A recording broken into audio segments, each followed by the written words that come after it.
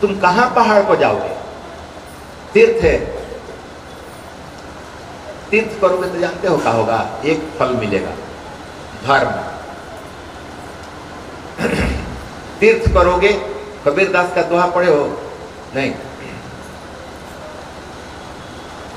तीर्थ करे तो एक फल, असंत मिले तो चारी, असाधक संत मिले तो अनेक फल। कबीरा कहे बिचारी, कबीर जी का है कि तीर्थ करोगे तो एक फल मिलेगा, केवल धर्म। लेकिन मैं कह रहा हूं कि धर्मों नहीं मिलेगा।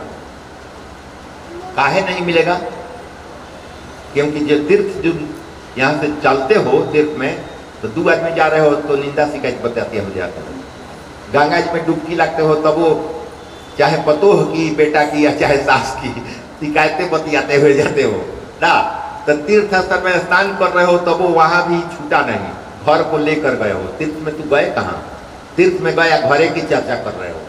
तीर्थ में गए हो और घर की ही चर्चा कर रहे हो, परिवार की ही चर्चा। तो तू गया कहाँ? तू तो घरे को लेकर वहां चला गया है। मतलब उस समय का कबीरदास से उस समय का होगा कि तीर्थ करो तो एक फल मिल जाएगा। हम तो करें कि वो नहीं मिलेगा। घर में रह के भगवान के भजन करो, तीर्थ करोगे तो एक फल नहीं मिलेगा। और संत मिले तो चारी है, संत मिल जाएगा तो सारे आचरण स्वभाव तुमको सही कर देगा। मतलब 4 मिलेगा, धर्म भी मिलेगा, अर्थ भी मिलेगा, काम भी मिलेगा, मोक्ष भी मिलेगा। कबीरदास कह रहे हैं संत मिलेगा तो 4 देगा, अर्थ भी, धर्म भी देगा, अर्थ भी देगा, काम देगा, मोक्ष देगा। लेकिन तुम चाहते हो नो कि संत मिलेगा तो रुपया पैसा ज्यादा मिल जाएगा ना, काम भी मिल जाएगा, सुख भी मिल जाएगा, और मोक्ष भी मिल जाएगा, कुछ नहीं मिलेगा।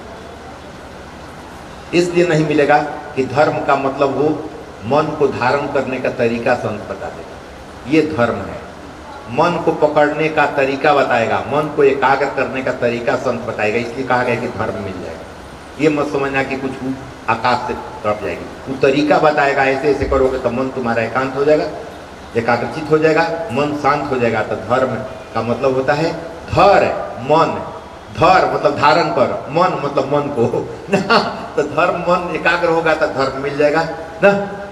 ध्रुव जी मने को न धारण किए, माँ के सुनीति के विचार मानकर प्रणाम करके गए, किसी से विरोध करके नहीं गए। सौतेली माँ को भी प्रणाम किए हैं, जैसे रामचंद्र जी केकई जी को भी प्रणाम करते हैं। पहले अपनी कौशल्या से पहले केकई को प्रणाम करते हैं। तो आशीर्वाद चाहिए तो विरोधी जो है उसको प्रणाम दो, स्वाज को पहले शास्त्र कहता है। तो मन शांत हो जाएगा तुम्हारा। मन शांत जब हो जाएगा तुम्हारा तो इसका मतलब है कि धर्म मिल गया। काम मिल जाएगा, काम मिल जाएगा यानी कि संत के पास जाओगे तो अकारण काम करने का तरीका मिल जाएगा। काम का मतलब ये नहीं कि वासना मिल जाएगा, काम बहुत से मिल जाएंगे। काम मिल जाएगा यानी कि अकारण निष्काम कर्म का तरीका बता देगा, इस निष्काम कर्म में तुम लग जाओगे। अर्थ मिल जाएगा मतलब रुपया पैसा मिल जाएगा, ऐसी बात नहीं है। शास्त्रों का, संतों का, ब्रह्म का अर्थ मिल जाएगा कि कहाँ है और कैसे हैं, ये अर्थ मिलेगा, रुपया वाला नहीं। ना तक कहोगे साधु जी गए थे तब वो गरीबी है ना, इतना दिन पूजा किए तब कुछ नहीं मिलने वाला है, और हमारे पास से तो ये खूब पैसा नहीं है ना। तो हंस रही है, सही बात मैं मन से कहता हूँ कि हमारे पास अगर आओगे तब तो कुछ नहीं मिलेगा, जो मैं कह रहा हूँ वही मिलेगा अगर करोगे तब ना। मोक्ष मिलेगा। मोक्ष का मतलब होता है, समझ रहे हो, मोक्ष का मतलब होता है अक्ष, मतलब जानते हो अक्ष, अक्ष मतलब साइंस में अक्ष मतलब केंद्र बिंदु के चारों तरफ जो होता है उसको कहते हैं अक्ष। मतलब मन अक्ष में घुसने लगेगा, मतलब ब्रह्म के चारों पट्टी घूमने लगेगा। जब ब्रह्म के चारों पट्टी मन घूमने लगेगा यानी कि तुम्हारी अपनी आत्मा के चारों पट्टी मन घूमने लगेगा, उसी को मोक्ष कहते हैं। क्लियर पूछा गया? धर्म, अर्थ, काम और मोक्ष ये मिलेगा। और कहते हैं कबीरदास कि तीर्थ करे तो एक फल, और संत मिले तो चारी, और साधक संत मिले। सचमुच जो संत है वैसा ही उसका जीवन है, वैसा साधक अगर संत मिले तो उसके फल की गिनती नहीं होगी, अनेक फल। कबीरा है उसके फल की कोई कीमत गिनती नहीं है, यानी कि हर एक पग पग पर तुमको फल मिलेगा, पग पग पर तुमको आनंद मिलने लगेगा। हर एक सोए हो तब वो आनंदित, चल रहे हो तब वो आनंदित, देख रहे हो तब वो आनंदित, खा रहे हो तब वो आनंदित, यानी कि हर एक कार्य में ब्रह्म की स्मरण होने लगेगी तुमको ना। क्योंकि साधना, साधक संत है तो साधने की बात बताएगा ना।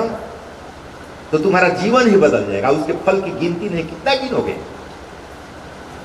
ना। कहते हैं कि अनुकूल परिस्थिति आएगी तो भगवान का नाम लेने। इसमें उदाहरण दिया है प्रहलाद जी का।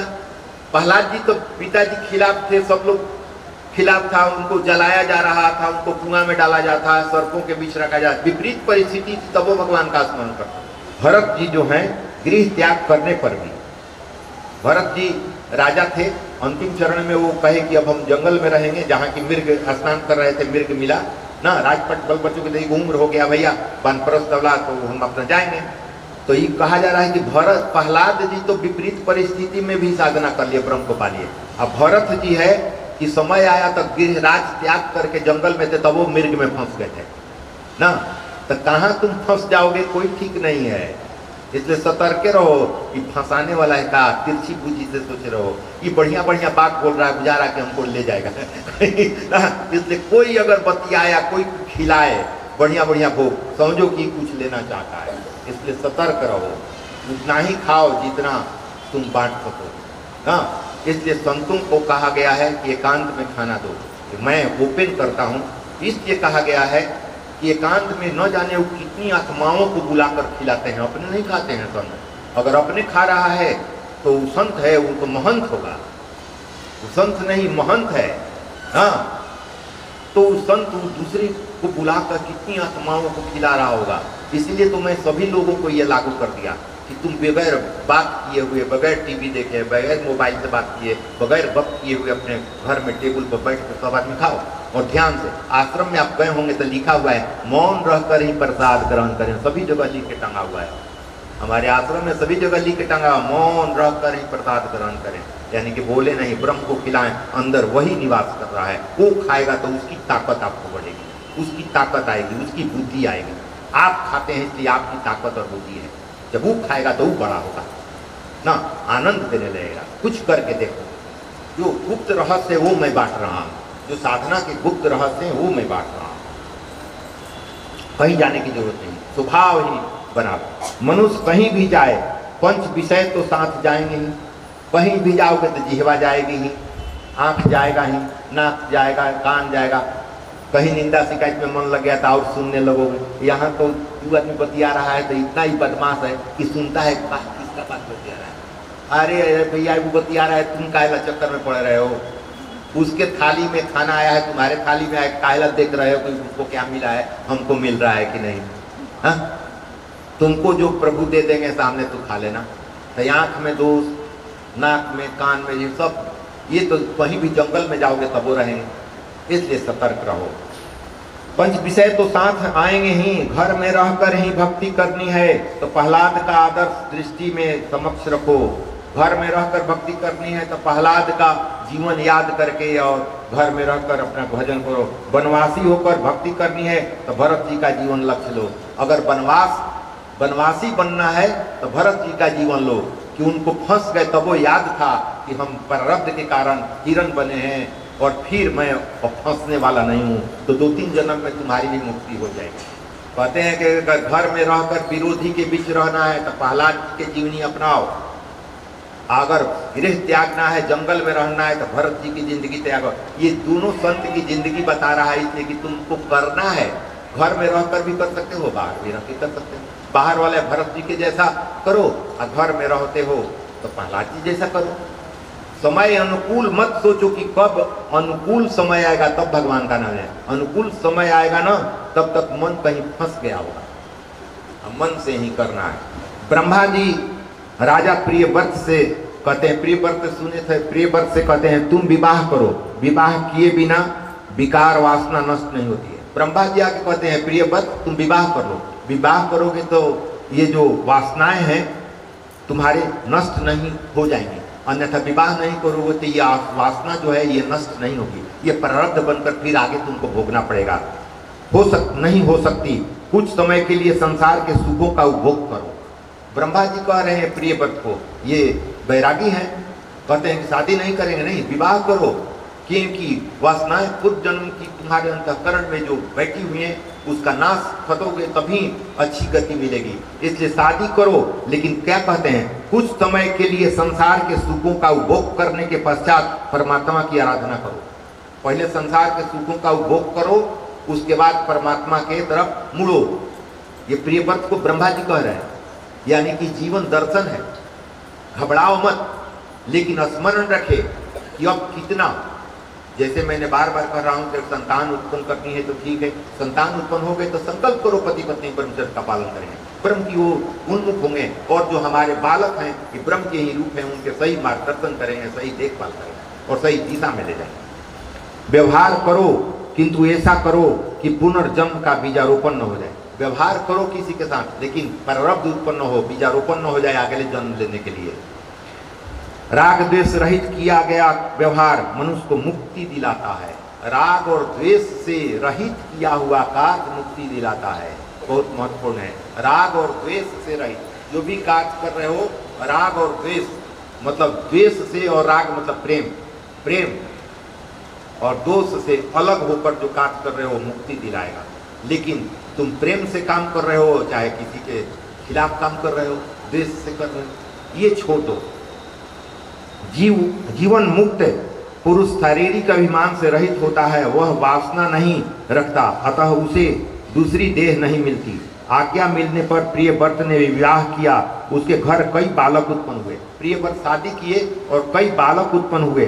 प्रियव्रत के पश्चात अग्निव्रत ने शासन संभाला, वे तपस्या करने के लिए वन में जा बसे। प्रियव्रत फिर अपना पुत्र को राज देकर अब फिर चले गए, लेकिन यहाँ तो 60-70 हो गया, वही में लाता लुती करना है, अलग होना ही नहीं है। वहाँ ब्रह्मा जी कहते हैं शादी करो, बाल बच्चे कई गो हो गए, फिर भी वो कहे कि बाल बच्चे तैयार हो गए, भैया संभालो अब मैं चला। तो ये कथा कहानी मतलब वानप्रस्थ जीवन के लिए उम्र हो गया है तो भागो वहाँ से। दिन वन में जा बसे, उनके तप में पूर्व की वासना पूर्वचित बाधाएं उपस्थित करने लगी। चित्त में रहने वाली पूर्व जन्म की वासना ही पूर्वचित है। भोगे हुए विषय सुख का स्मरण और उनके कारण मन में बसी हुई सूक्ष्म वासना ही पूर्वचित है। पूर्व की वासना शीघ्र छूट नहीं सकती। इंद्रियों को मिला हुआ सुख के बार बार मांगती है। इंद्रियां जो सुख भोगती है उसको बार बार मांगती है। ऐसी वासना जगने पर मन को समझाना होगा कि तूने आज तक जितना सुख भोग किया फिर भी तृप्ति नहीं हुई। इंद्रियों से कहो कि तुमने इतना सुख का उपभोग किया फिर भी तुमको तृप्ति नहीं हुई, यानी कि तू गलत है। एक ही चीज को बार बार अगर तुम्हारी इंद्रियां कहती है कि करेंगे, इसका मतलब है कि तू गलत है। विवेक से काम करो कि तुम कभी भी संतुष्ट नहीं हो सकता है। कैसे? पहले बताया गया उस बकरा के जैसा ना, बकरा चरने खिलाया गया था, वो चरने लगता था, खाने लगता था। उसी तरह ये मन है वो करेगा नहीं, इसलिए विवेक रूपी डंडे से मारो उसको। फिर भी तृप्ति नहीं हो पाई है क्या? जब तक विषयों का आकर्षण है तब तक विषय इच्छा नष्ट नहीं हो पाती। विषयों के प्रति आकर्षण न रहने पर विषय की इच्छा नष्ट होती है। जब आकर्षण विषयों के पास नहीं होगा तो इच्छाएं नष्ट होगी। संसारिक विषयों में जब तक रुचि रहती है तब तक यह जीव ज्ञान भक्ति के मार्ग में आगे नहीं बढ़ सकता। जब तक संसार के विषय अच्छे लगते हैं तब तक ज्ञान और भक्ति में जीव आगे नहीं बढ़ सकता। गृहस्थ के लिए धन त्याग और काम सुख का त्याग करना जितना कठिन है उससे भी अधिक कठिन महात्माओं के लिए सिद्धियों का। ये कल मैं बताया था कि महात्मा के सिद्धि जो होता है इतना लालची होता है कि सिद्धि में महात्मा लोग फंस जाता है। भगवान का स्मरण कर रहा है, कोई सिद्धि मिल गई, सिद्धि मिल गई तो उसी में फंस गए। अब जादू दिखाने लगे, अरे भगवान की सिद्धि है, बहुत भीड़ न लगी। अब भीड़ लगने लगी तो अहंकार हो गया। फिर पैसा आएगा तो उसका धर्मशाला बनाओगे और भंडारा करोगे, इधर दान उधर दान ना, यहाँ विदेश में सगरों का निर्माण करने लगोगे। मैं भी ऐसे ही फंस गया था। एक घटना मैं बता रहा हूँ अपने जीवन में। एक बार माताजी हमारी थी, हम 3-4 आदमी, उसमें बबलू जी के भाई निरंजन जी भी थे। याद आया मुझे, आश्रम से हम लोग चले शटल गाड़ी से, आरा से जो पट्टा आती है, सफ़ेद वस्त्र हम लोग पहने हुए थे। बहुत भीड़ थी, शटल में बहुत भीड़ होती है। बहुत हम लोग खड़े थे, माताजी भी खड़ी थी, हम भी खड़े थे और सभी लोग खड़े थे। एक व्यक्ति कुछ दूर चलने, कोई और बेटा पार करने के बाद कहा कि साधु जी रामायण के बारे में कुछ बताइए। हम कहें कि रामायण तो हम नहीं जानते हैं। अच्छा चलिए गीता के बारे में बताइए। मैं गीता तो हम नहीं जानते। बहुत नॉर्मल पूछ रहा था, हम भी नॉर्मल कर रहे, गीता नहीं तो रामायण नहीं जाते। अच्छा छोड़िए ना, भागवत के बारे में कुछ कहिए। हम कहें कि भागवत भी हम नहीं जानते। तो कहते तो कपार जानते हैं आप कहा कि सफेद वस्त्र पहन लिए तो रामायण जन्म नहीं करते हैं, गीता जन्म नहीं करते हैं, भागवत जन्म में तो कपार जन्म क्या जानते हैं। हम कहें कि हम वही जानते हैं जो आप नहीं जानते। तो कहता है कि क्या हम नहीं जानते, आप जानते हैं। हम कहें कि आप रामायण को जानते हैं, हम राम को जानते हैं। आप गीता को जानते हैं, मैं कृष्ण को जानता हूँ। तो धाए देगा सीट लोग खाली कर दे, आइए आइए बैठिए। हम कहें नहीं, ये तो गलत होगा ना, एक उठेगा एक बैठेगा। आपके अंदर वही निवास कर रहा है, तो आपके अंदर वाला उठ जाएगा, हमारे अंदर वाला बैठ जाएगा। ये नहीं होगा हमसे, आप बैठे रहिए ना, आप बैठे रहिए। तब तक दानापुर नेवरा पार किया। कहे कि ये कावना के वो लोग थे, आरा में एक गंगा नदी के किनारे कावना। 9 एकड़ हम जमीन आपको देते हैं, आश्रम एक का स्थापना कर दीजिए। हम बोकारो में रहते हैं, हमारा कारोबार है, वहाँ जमीन है, 9 एकड़ में जमीन आपको गंगा नदी के किनारे दे रहा हूँ। हम कहें कि बड़ी खुशी की बात है कि आप हमको परख लिए और 9 एकड़ जमीन देने लगे। हमको आप कॉन्ट्रैक्टर जान गए हैं, कहा कि सगुरो हम आश्रम बनाते चले हमको आप क्या समझे, यही समझे ना कि कॉन्ट्रैक्टर हैं, ठेकेदार हैं, कहीं बना देंगे धर्मशाला। अब उतर गया दानापुर, जाना था पटना, और पाता लेने लगा, फ़ोन नंबर लेने लगा कि दे दीजिए ना। हम कहें कि क्या कीजिएगा फ़ोन नंबर लेकर। हाँ, इसी तरह मैं 2016 में समस्तीपुर गया था। वहाँ 16 एकड़ व्यक्ति एक दे रहा था। हम कहें कि गजब की स्थिति है भैया, ये तो पूरी धरती हमारा आश्रम है, हम बनाएंगे। हमारे गुरुदेव तो कहे हैं कि सांप अकेले चलता है, संत भी अकेले चलता है, और सांप अपना घर नहीं बनाता है, मूस के बिल में रहता है। तो साधु संत दूसरे के घर में रहता है, अपना घर नहीं बनाता है। हाँ, तो ये तुम बनाने के लिए करो, बनाते बनाते हम मर जाएंगे, फिर रहेंगे कब। हाँ, ये नहीं चलेगा।